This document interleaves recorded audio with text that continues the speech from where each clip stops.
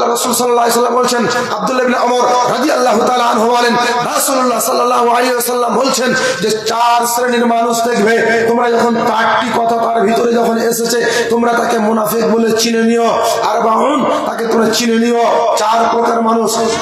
এক, সেই যখন ওয়াদা করবে, ওয়াদা ভেঙে চুরচুর করবে, ওয়াদা করবে, ওয়াদা ভেঙে চুরচুর করবে। সেই যখন কথা বলবে, মিথ্যে কথা বলবে। সেই যখন কথা বলবে, সেই কথা মিথ্যে কথা বলবে। তার কাছে যখন আমানত রাখা হবে, সেই খিয়ানত করবে। তার কাছে আমানত রাখা হবে, সেই খিয়ানত করবে। তার সেই যখন কারো একটু কাটি যার সাথে ঝগড়া করবে, অত কোনো কথাপথন করলে কথায় কথায় গালি দিবে, কথায় কথায় গালি দিবে, কথায় কথায় গালি দিবে, নোংরা ভাষায় গালি দিবে, অকথ্য ভাষায় গালি দিবে, বাজে ভাষায় গালি দিবে, নোংরা ভাষায় গালি দিবে। আল্লাহ রাসূল সাল্লাল্লাহু আলাইহি ওয়াসাল্লাম বললেন, তোমরা যখন 4টি এর ভিতরে দেখবে তখন দেখবে সে একজন কাট্টা মিথ্যুক, সে কাট্টা মিথ্যুক।